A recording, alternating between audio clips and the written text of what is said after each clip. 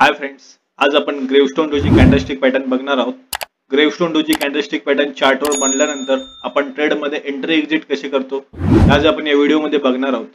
तर gravestone doji हा only एकाच कॅन्डलने तयार होतो आणि हा अपट्रेंडच्या शेवटी रेजिस्टन्सवर पाहायला मिळतो. जर चार्टवर ग्रेवस्टोन डोजी कॅन्डल दिसली तर याचा अर्थ असा होतो की अपट्रेंड आता संपलेला आहे आणि आता ट्रेंड बदलणार आहे. ग्रेवस्टोन डोजी कॅन्डल मध्ये बॉडी अजिबात नसते, त्यामध्ये लॉंग लेवर शॅडो असते. या कॅन्डल मध्ये प्राइस ओपन होऊन त्याच ठिकाणी क्लोज होते, तोच त्याचा लो ओपन आणि हा क्लोज असतो. तर ग्रेवस्टोन डोजी कॅन्डलस्टिक पॅटर्न चार्टवर बनल्यानंतर आपण एंट्री कुठे करावी? जर ग्रेवस्टोन डोजी कॅन्डल नंतर एखादी रेड कॅन्डल तयार झाली तर त्या कॅन्डलच्या लोच्या खाली आपण ऑप्शन ट्रेडिंग मध्ये पुट ऑप्शन बाय करू शकता किंवा स्टॉक सेल करू शकता आणि स्टॉप लॉस ग्रेवस्टोन डोजीच्या हायच्या वर लावावा.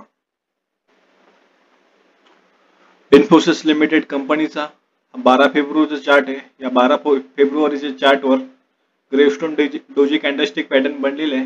ग्रेवस्टोन डोजी कॅन्डलस्टिक पॅटर्न कोणत्याही कलरचे असो, रेड असो किंवा ग्रीन असो, फक्त ती अपट्रेंड नंतर रेजिस्टन्सवर बनायला पाहिजे. इथे ग्रेवस्टोन डोजी कॅन्डलस्टिक पॅटर्न बनली, त्यानंतर आपण एक रेड कॅन्डल फॉर्म होण्याची वाट बघितली. ती रेड कॅन्डलच्या लोच्या खाली आपण इथे एंट्री बनवली असती आणि स्टॉप लॉस हा आपला ग्रेवस्टोन डोजी कॅन्डलच्या वर लावावा.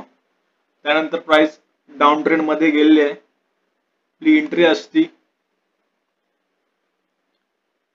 इथे 1885 रुपयाला आपण स्टॉक सेल केला असता आणि स्टॉप लॉस लावला असता आपण 1894 रुपयाला.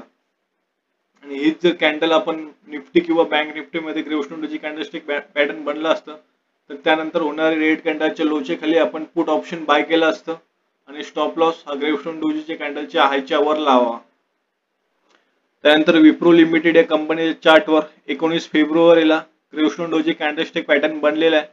सेम अपट्रेंड प्राइस अपट्रेंड मध्ये होतं. अपट्रेंड मध्ये एक पर्टिक्युलर पॉइंटला ग्रेवस्टोन डोजी कॅन्डलस्टिक पॅटर्न बनलं. ग्रेवस्टोन डोजी कॅन्डलस्टिक पॅटर्न बनल्यानंतर आपण एक रेड कॅन्डल फॉर्म होण्याची वाट पाहावी. ती जर रेड कॅन्डल खाली क्लोज झाली तर तिथे आपण पुट साइडला एंट्री बनावी आणि स्टॉप लॉस हा ग्रेवस्टोन डोजी कॅन्डलच्या हायच्यावर इथे एंट्री बनली असते 315 रुपयाला स्टॉक सेल केला असता तर, आणि स्टॉप लॉस हा 316 रुपयात म्हणजे 1 रुपयाचा 1.5 रुपयाचा स्टॉप लॉस बसला असतं.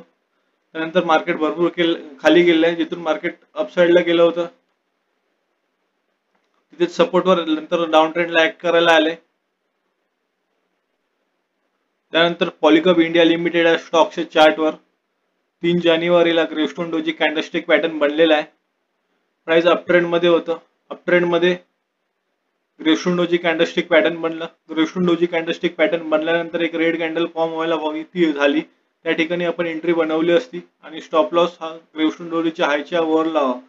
त्यानंतर प्राइस डाऊन ट्रेंडला गेलेला आहे आणि हीच जर कॅन्डलस्टिक पॅटर्न बँक निफ्टी किंवा निफ्टी या इंडेक्सवर बनली असती तर तिथे आपण ऑप्शन ट्रेडिंग मध्ये पुट ऑप्शन बाय केलं असतं आणि स्टॉप लॉस हा ग्रेवस्टोन डोजीच्या हायच्या वर लावला असता. तर मित्रांनो, असंच चार्टचा भरपूर सराव करत राहा, प्रॅक्टिस करत राहा आणि प्रॉफिट कमवत राहा. भेटूया नेक्स्ट व्हिडिओमध्ये.